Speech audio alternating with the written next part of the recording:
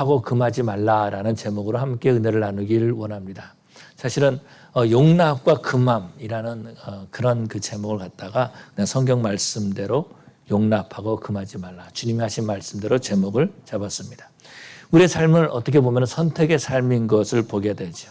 항상 우리는 버릴 것과 취할 것을 선택하면서 살아갑니다. 이것은 버려야 된다. 이것은 내가 꼭 킵해야 된다. 가져야 된다라고 그렇게 결정한다라는 거죠.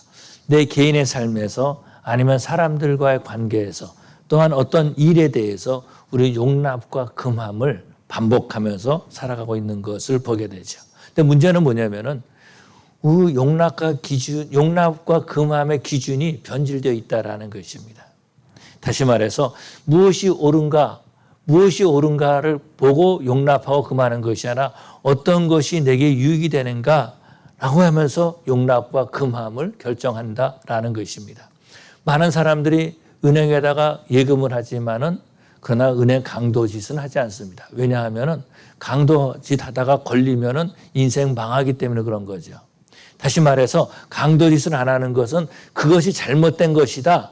그렇기 때문에 하지 말아야 된다 하는 것이 아니라 그거 하다가 걸리면 큰일 나. 잡혀 죽게 돼. 감방에 가게 돼. 그래서 안 한다라는 것입니다. 다시 말해서 나에게 무엇이 옳은가가 아니라 나에게 유익이 되는가 아닌가. 이것이 기준이 되고 있다라는 것입니다. 이것이 뭡니까? 우리 기준이 타락하고 말았다라는 겁니다. 우리 기준이 변질되고 말았다라는 것입니다. 예수님은요, 우리의 용납과 금함의 이 기준을 바꾸시는 하나님이신 줄로 믿습니다. 우리는 세상에 너무나 익숙하게 살아가고 있어요. 세상의 삶의 방식에 익숙하다라는 것입니다. 삶의 방식에 익숙하다 보니까 하나님으로부터 점점 멀리 떨어져 가는 그런 모습들을 보게 되죠. 유진 피러슨이 자기 아들에게 편지를 썼습니다. 편지를 쓰면서 그 편지 내용이 뭐냐면은 신실한 실패자가 되라. 그렇게 편지를 썼습니다. 아들이 목사인데요. 그렇게 썼어요. 신실한 실패자가 되라. 그렇게 썼다라는 겁니다. 왜냐하면은 신실하면 실패할 수밖에 없다라는 것. 사람들은 성공을 꿈꾼다라는 것입니다. 그래서 신실하기보다는 다른 것들을 선택한다라는 거예요. 성공하기 위해서. 사람들이 인정받기 위해서 그런다라는 것입니다. 예수님을 따르는 제자들은요, 예수님을 따르고 있었지만은 예수님의 마음을 모르고 있었다라는 거죠. 하나님은 우리의 세상적인 종교 생활이 아니라 정말 하나님의 자녀로서 이 땅에 살기를 원하시는 것을 보게 됩니다. 오늘 본문에서 보니까 제자들이 사람들이 어린아이를 데리고 오는 것을 금했다라는 것입니다. 그때에 예수님께서 금하지 말라라고 말씀하시죠. 왜 제자들은 어린아이가 오는 것을 금했을까라는 것입니다. 이것은요, 예수님께 도움을 주기 원한 거죠. 예수님께서 효과적으로 복음을 증거할 수 있도록 도와주었다라는 것입니다. 그것이 유익이 될 것이다라고 생각했다라는 거예요. 그런데 예수님께서는 금하지 말라라고 말씀하시죠. 이 금하지 말라는 말이요, 이 마가복음에 보면 10장에 보면 또 나오는 것을 보게 되죠. 우리가 살펴봤지만은 요한이 와서 말하는 겁니다. 우리를 따르지 않는 사람, 우리와 함께하지 않는 사람이 예수님을 증거합니다. 그래서 우리가 금했습니다 라고 말합니다. 그때에 예수님께서 금하지 말라라고 말씀하시죠. 그들이 예수님을 증거함으로 즉시 우리를 비방하지는 않을 것이다 라고 말씀하십니다. 예수님을 따르지 않는 자 잘못 전할 수 있다라는 겁니다. 예수님을 따르지 않는 자 우리처럼 이렇게 교제하지 않았다라는 것입니다. 복음을 잘못 전할 수 있다라는 거예요. 그런데 예수님께서는 금하지 말라라고 말씀하시는 거죠.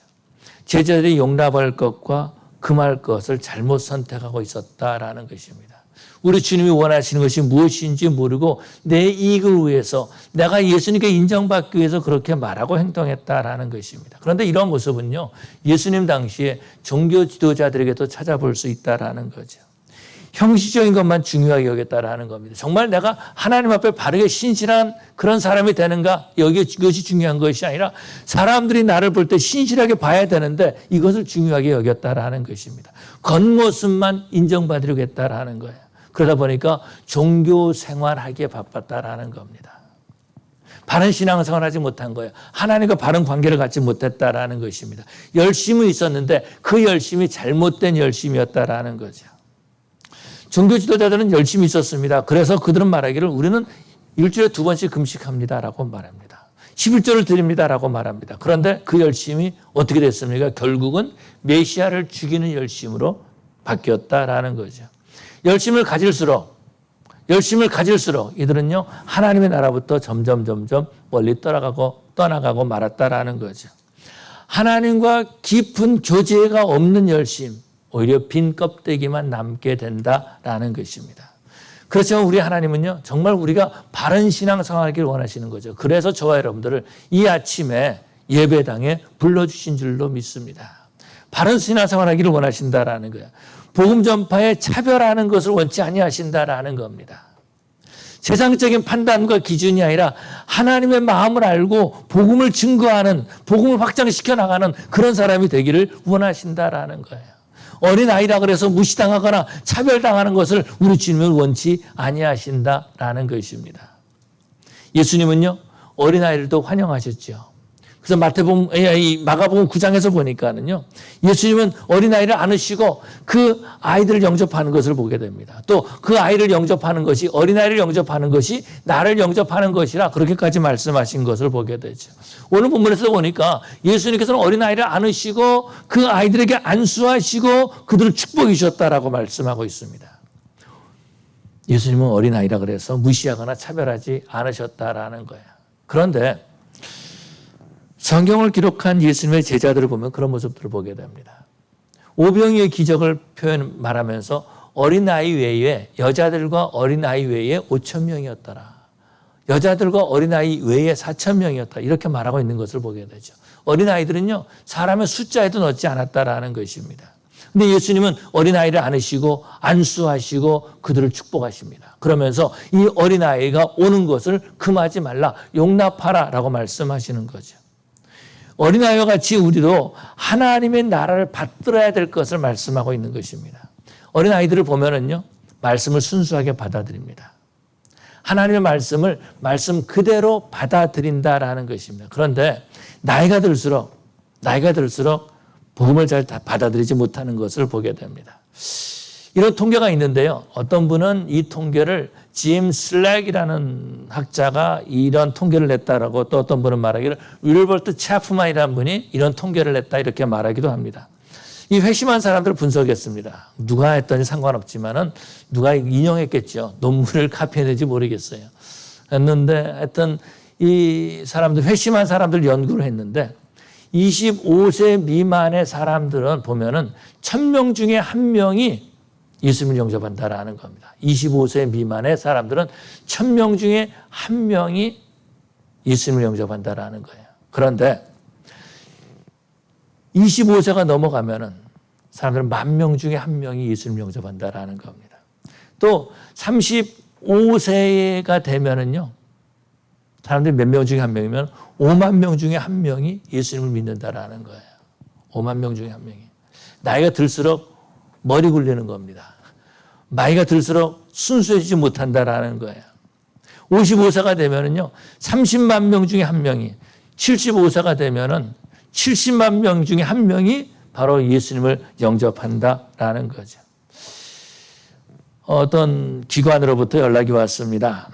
와가지고 롱비치에 있는 어떤 그 컴플렉스가 있는데 그 주로 연세 드신 분들이에요. 뭐 아메리카 골드스타 매너라고 하는 곳인데 그곳에 가서 한국 사람들이 좀 있으니까 그들에게 성경 공부를 가르치십시오라고 이렇게 말했습니다. 문제는 뭐냐면은 그들에게 뭘 가르치지? 어떻게 해야 되지? 하는 것이 고민이에요. 어떻게 해야지 이분들이 말씀을 받아들일까? 그것에 사시면 대부분 70세 이상 되신 분들인데 어떻게 해야 될까라는 것들이 고민이다라는 겁니다. 무디 선생이 이런 말 했다 그래요. 오늘은 2사람 반을 회심시켰습니다. 오늘은 2사람 반이 회심됐습니다. 이렇게 말했다라는 겁니다. 그랬더니 그건 물어봤대요. 2사람 반이 어떻게 된 겁니까? 어른 2사람하고 아이 1사람입니까? 이렇게 물어봤더니 아니요. 아이 2사람하고 어른 1사람입니다. 그렇게 말했다라는 거예요. 그래서 어떻게 어른이 반이 될 수 있습니까? 그렇게 물어봤습니다. 그랬더니 아이들은 예수님을 영접한다면 삶 전체를 다 하나님 앞에 드리지만은 나이 들어가지고 예수 믿는 사람은 그 인생의 반밖에 주님을 섬기지 못하니까 그러니까 반만 영접한 겁니다. 그렇게 말했다라는 것입니다. 종교적인 사람은요, 용납과 금함을 잘못 선택하는 손을 살아가죠. 그렇지만 어린아이들은요, 용납과 선택을 바로 합니다. 순수하다라는 거예요. 용납과 금함을 바로 할 줄 아는 사람이 바로 어린아이들 같은 사람이죠. 하나님 앞에 더 가까이 나가는 거죠. 하나님 나라에 헌신된 삶을 살 수 있다라는 것입니다. 복음의 열정을 가지고 살아가는 거죠. 1800년도 후반과 1900년 초반에 한국에 왔던 그 개신교 선교사들을 보면은요, 대부분 25세, 26세 그때에 배를 타고 선교사로 왔어요. 그들이 25세 이전에 예수님을 영접하고 자기가 헌신한 거죠. 선교사가 되겠다라고 헌신하고, 그러고도 자신의 삶을, 자신의 생명을 주님께 바치기로 하고 조선 땅에 와서 복음을 증거한 거죠. 어린 때에 하나님 앞에 헌신했다라는 것입니다. 그렇다면 우리가 본문을 통해서 한 두 가지를 생각해 보기를 원하는데, 첫째는 사람을 차별하지 말아야 된다라는 거예요. 제자들은 보면은 차별했다라는 것입니다. 우리와 함께하는 사람, 우리와 함께하는 사람과 함께하지 않는 사람, 그렇게 차별했다라는 것입니다. 그리고 생각할 때에 우리와 함께하는 사람들만 예수님을 전할 수 있다라고 생각한 거죠. 또 차별은 어떤 거죠? 오늘 본문에서 보니까 예수님 앞에 나오는 사람은 어른만 나올 수 있다라고 생각한 겁니다. 최소한 우리와 나이가 비슷해야지 주님의 말씀을 들을 수 있다라고 생각한 거예요. 어린 아이들이 주님 앞에 나오는 것은 이것은 방해만 될 뿐이다 라고 생각했다라는 것입니다. 그래서 예수님 앞에 나오는 것을 금한 거죠. 예수님께 가까이 나오지 못하겠다라는 것입니다. 몇 년 전에요, 세레토스에 있는 어떤 교회에서 장로 장립이 있었습니다. 그래서 그 교회에 간 일이 있는데, 그 교회 원로 목사님이 설교를 하셨습니다. 원로 목사님이 설교를 했는데요, 그 원로 목사님이 그렇게 얘기하시는 겁니다. 우리 교회가 처음 시작할 때에 이제 그 어떤 목사님 집인지 어떤 집인지 모르겠어요. 아파트 이런 데서 예배를 드린 것 같아요. 몇 명에서 예배를 드리는데 그때 아이들이 막 뛰어다녔는데 그 중에 한 놈이 오늘 이 장로 안수 받습니다. 그렇게 말씀하시는 거예요. 그 예배 시간에 막 뛰어다니고 막 그냥 한 5살, 6살 됐던 것 같아요. 그런데 그 아이가 성장해가지고 그 교회 장로가 됐다라는 겁니다. 원로 목사님 얼마나 감격하시는지 몰라요. 연세 드신 분들이 감격하면은 말이 많아지죠. 길어지죠. 그런데 이분이 그냥 감격하셔가지고 막 말씀하시는 겁니다. 그런데 만약에 그 어린아이를 뛰어다니지 말라 그래서 교회에서 내쫓았다면은 장로 안수 받지 못했을 거라는 거예요. 이런 말이 있습니다. 국회의원이나 장군, 기업의 회장, 대통령 전도하기 너무나 힘들다라는 겁니다. 그런데요, 어린아이들을 전도하면은 그 어린아이들이 국회의원도 될 수 있고 장군도 될 수 있고 기업의 회장도 될 수 있고 한 나라의 대통령도 될 수 있다라는 겁니다.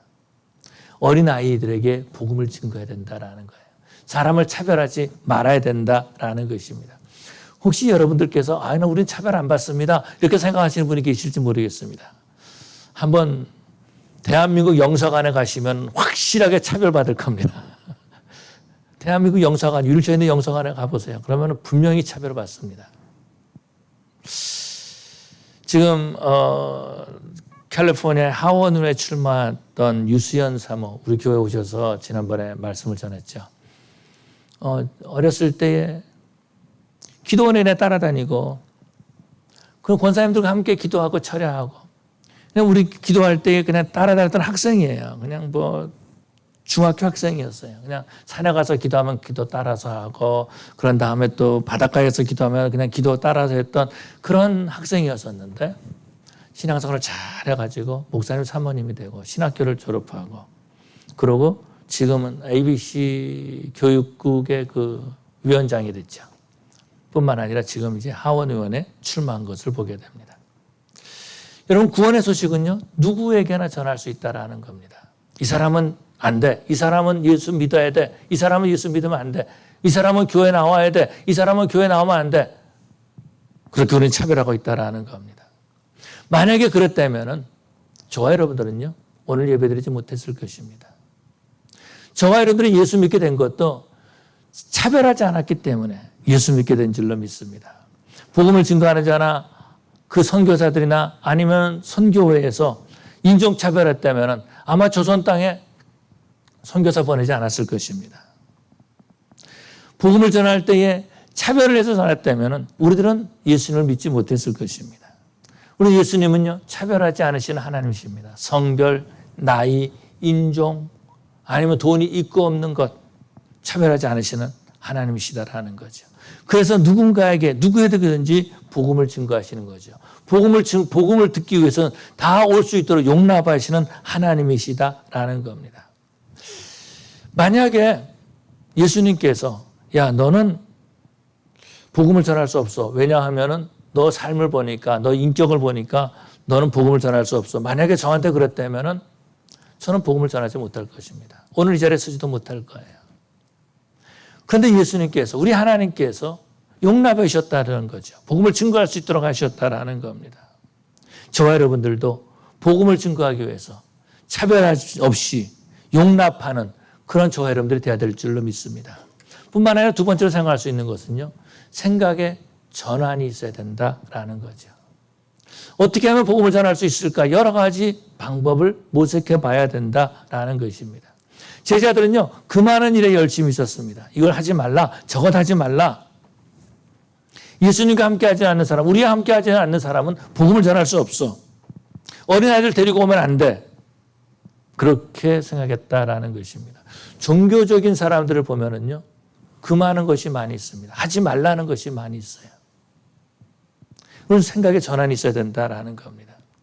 생각의 전환이 없으면은요, 모든 것을 하지 말라는 것으로 통일해버리고 만다라는 것입니다.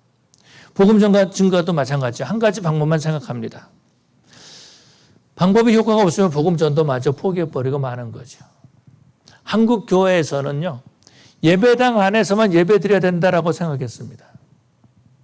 이번 팬데믹 때 그러다 보니까 이건 정부에서 탄압하는 거다라고 하면서 데모하기 시작했다라는 거예요. 그런데 이 팬데믹 때 온라인 예배를 교회에서 드렸습니다. 하나님 나라를 받을 때 생각의 전환이 있다라는 것입니다. 하나님의 나라를 사모하게 될 때 생각의 전환이 있다라는 겁니다. 복음 전도에 열정이 있으면요, 어떤 방법을 통해서라도 복음을 전합니다.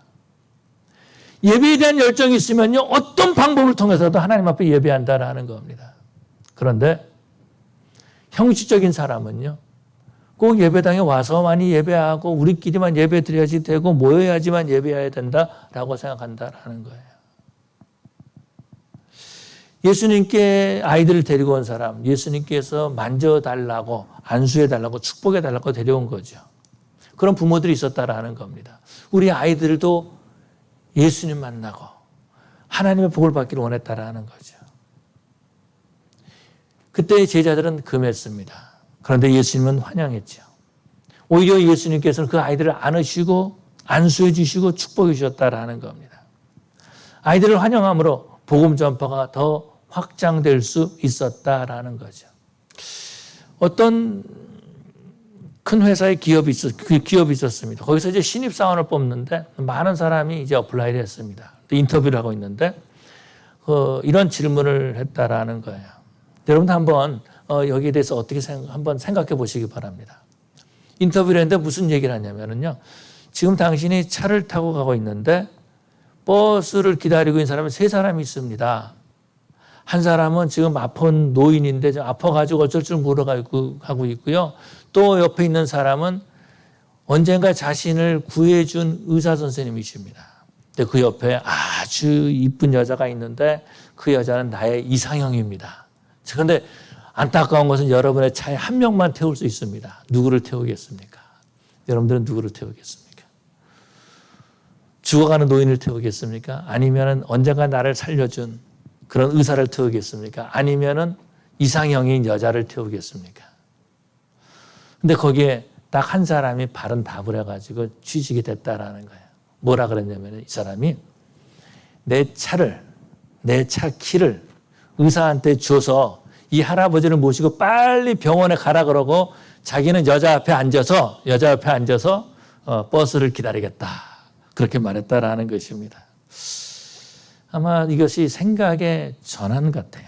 생각의 전환 같습니다. 이민교회를 보면은요, 어린 아이들 교육을 활성화시켰습니다. 그랬더니 교회가 부흥됐어요. 특별히 토렌스 지역에서는 어떤 목사님이 그런 얘기를 하는 겁니다. 열심히 전도했는데 아이들이 성장하면서 어느 교회로 다 가버렸다라는 겁니다. 그러면서 마음의 쓴뿌리를 가지고 있더라고요. 열심히 전도하고 그래서 교육을 시켜놨고 막 해놨더니 와서 그런다는 겁니다. 애들 교육 때문에 이제는 어느 교회를 가야 되겠어요. 교육이 잘 된 그런 교회가 하나 있었습니다. 지금은 교회들마다 주일학교나 학생회가 다 사라지고 있죠. 바로 이러한 때에 한국어권 청년들을 대상으로 사역하는 어떤 목사님도 계십니다. 생각의 전환이죠. 종교적인 형식이 아니라 하늘나라를, 하나님 나라를 받드는 것이다라는 겁니다. 종교적인 사람은요, 그 많은 일에 열심을 냅니다. 이거 하지 말아야 된다, 저거 하지 말아야 된다. 말을 많이 합니다. 그런데 예수님은요, 그렇게 말씀하지 않으셨습니다. 이웃을 사랑하라고 말씀하셨어요. 속옷을 가지고자 하는 자에게 겉옷까지 줘라고 말씀하셨습니다. 억지로 오리를 가고자 하는 자에게 십리를 가라고 말씀하셨습니다. 생각의 전환이다라는 겁니다. 생각의 전환이 있는 사람은요, 새로운 시대의 리더가 될 수 있습니다. 복음 전도에도 생각의 전환이 있는 사람은요, 영혼을 살리는 일을 감당한다라는 것입니다. 바로 그런 사람들이 하나님께 인정받는 거죠. 팬데믹이 시작할 때에 온라인 예배를 드릴 수 있다는 생각의 전환이었다라는 것입니다.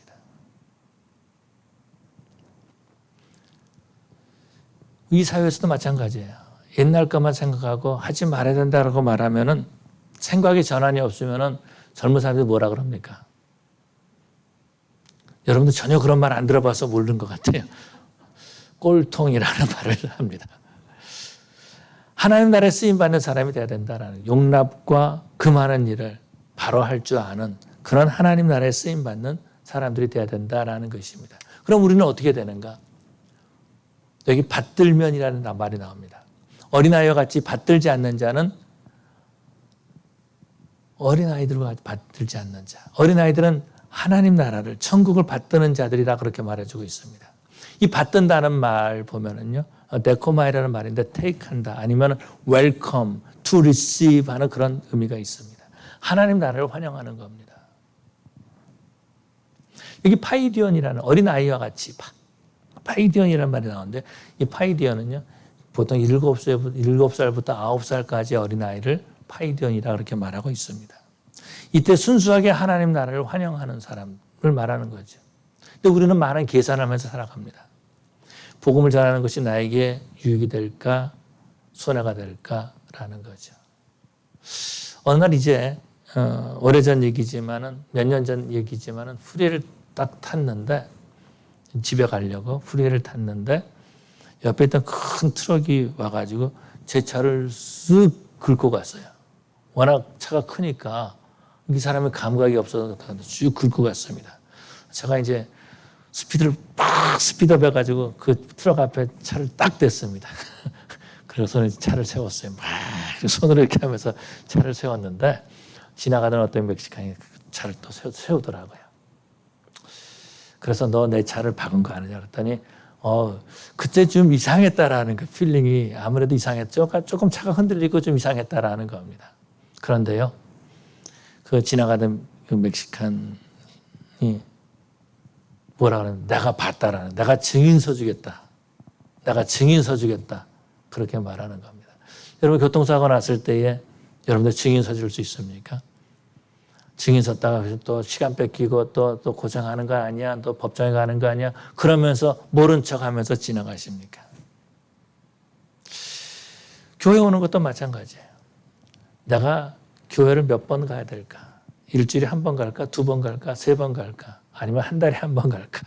머리 굴리고 있다라는 겁니다. 주님 만나지 못한 거죠. 순수성을 잃어버리고 말았다라는 것입니다. 그래서 우리는 어린아이처럼 순수함을 회복해야 된다라는 거죠. 어린아이들처럼 하늘나라를, 천국을 환영하는 자들이 돼야 된다라는 거죠. 내 안에 천국이 임할 수 있도록 사모하는 자들이 돼야 된다라는 것입니다. 그렇다면 그 많은 것과 용납하는 것이 어떤 거죠? 무엇을 깨닫느냐라는 것입니다. 나 같은 사람도 예수님을 용납하셔서 예수님 믿게 됐습니다. 나 같은 사람도 예수님을 용납하셔서 하나님의 말씀을 증거할 수 있는 목사가 됐습니다. 만약에 하나님께서 나를 용납하지 않으셨다면 저는 예수 믿지 못했을 것입니다. 말씀 증거하지 못하고 지금도 지옥을 향해서 날마다 가고 있을 것입니다. 하나님께서는 우리의 용납과 회복의 기준을 회복시켜 주신 줄로 믿습니다. 가치관을 변화시켜 주셨다라는 거죠. 예수님을 영접하게 되면 삶의 가치관이 변합니다. 생각이 바뀌어진다라는 거예요.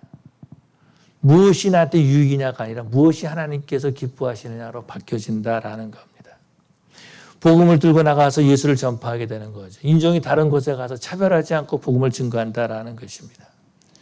예수님을 보여준 사람들은 보면 그런 일을 한 것을 보게 되죠. 저와 여러분들도 생명 살리는 일을 감당해야 될 줄로 믿습니다. 저와 여러분들도 하나님 나라를 환영하고 예수님을 증거함으로 생명 살리는 일을 감당하는 우리 구례지는 교회 성도들 되시기를 간절히 축원합니다. 기도하시겠습니다. 하나님 아버지, 부족한 중에 하나님의 말씀을 전했습니다. 우리는 이 땅에 살면서 수많은